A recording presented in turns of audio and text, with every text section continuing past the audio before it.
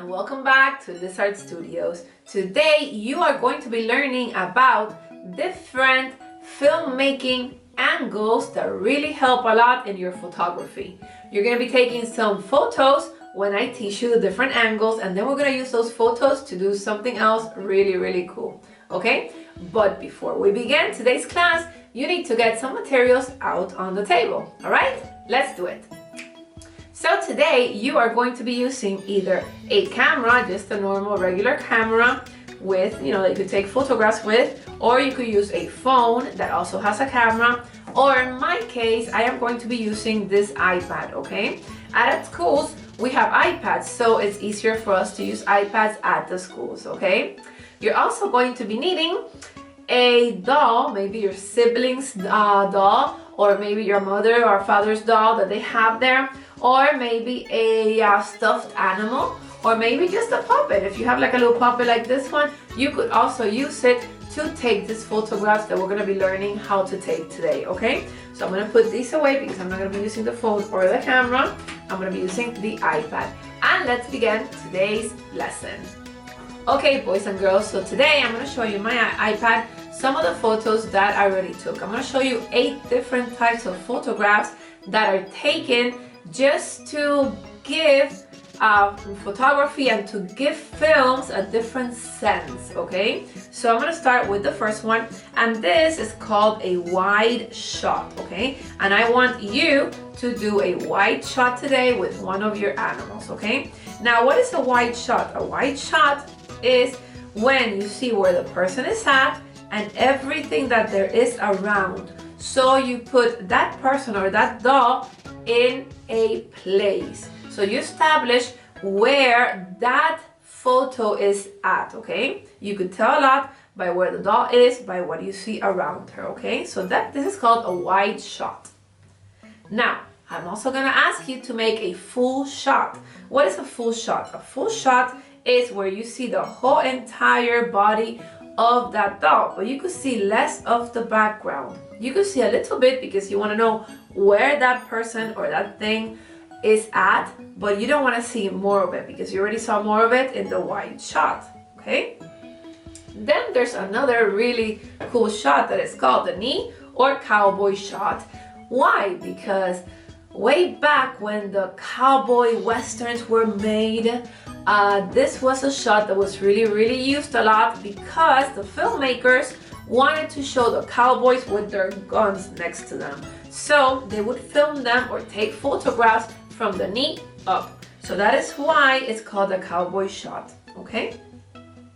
Then there's the half body or medium shot where you want to really emphasize what that person or that doll is thinking or looking at or kind of like moving towards. So there's not that much emphasis in the background as there is on that person. You see, the person takes 1/3 of the whole entire picture, okay?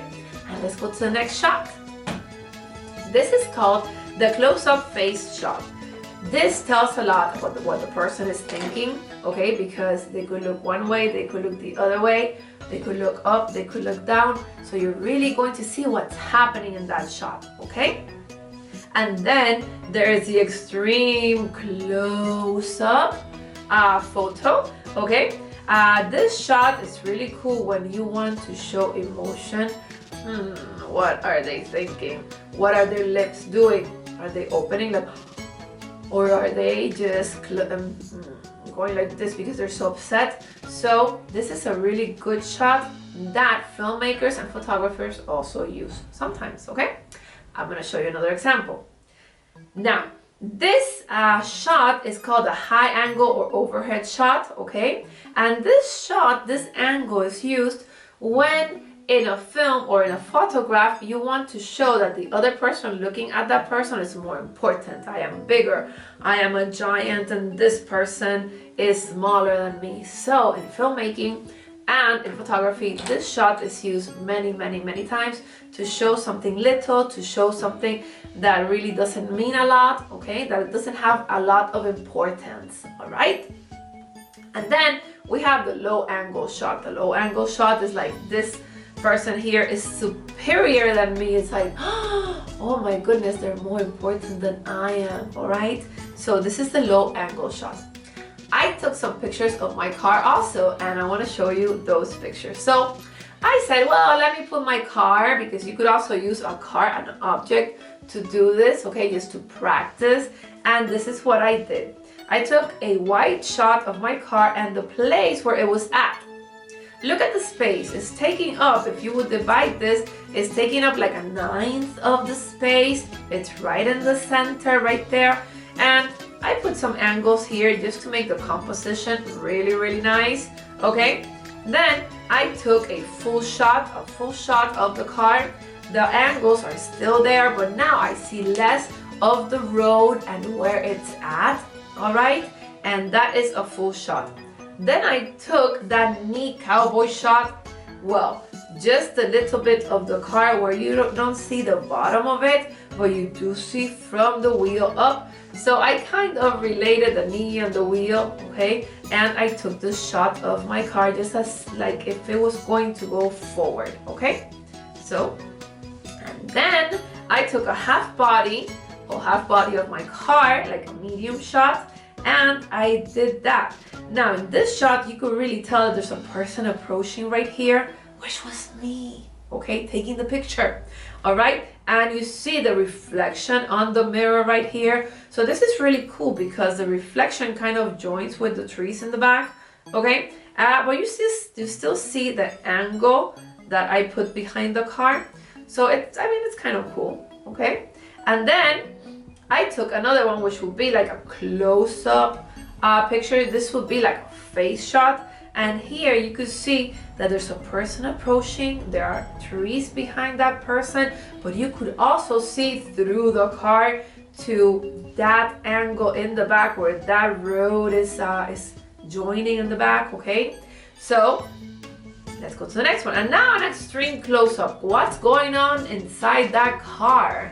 And what is behind that car, the inside and the behind. So it's an extreme close-up shot, all right?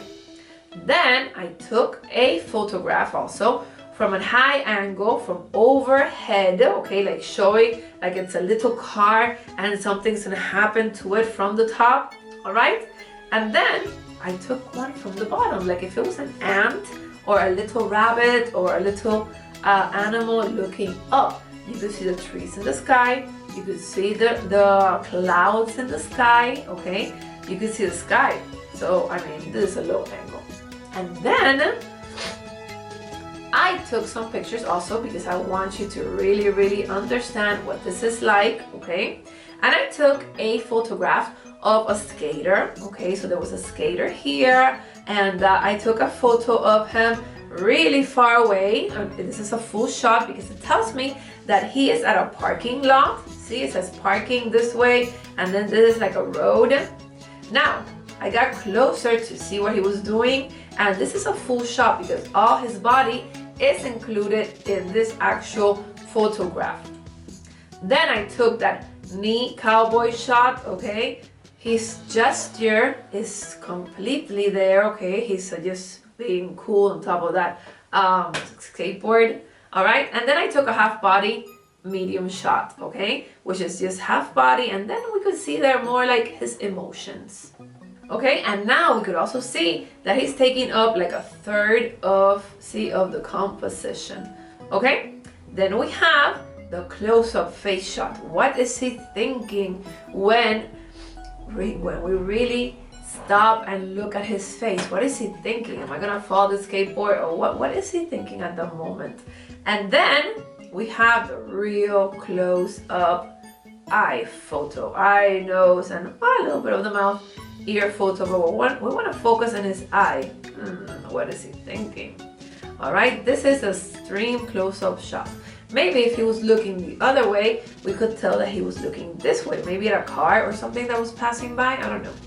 And then we have the high angle overhead shot, all right? And in this shot, what you see is that something's happening. He's moving, something's going to happen. He's thinking what he's gonna do next, all right?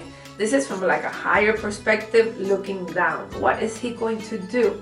And then we have the low angle shot. Now this kind of like scares me a little bit because he looks like really gigantic. And if I was like a little person, I would be like, oh my God, you know, he's like really big.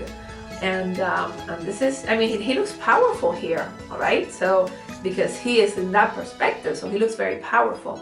So these are all the shots that I want you to practice today, okay? You could get this video, you could rewind it, you could go shot by shot, you could write them down, and go out there with your iPad, boys and girls, and please take some pictures, take some photographs, get your animals, your puppets, get your dolls, get whatever it is, maybe a little toy car, whatever it is that you have, that you find, and practice these shots, because in the next class we're gonna get all of them together and we're gonna do something really special with them, okay? So I hope you enjoyed this lesson. I hope you learned a lot from it.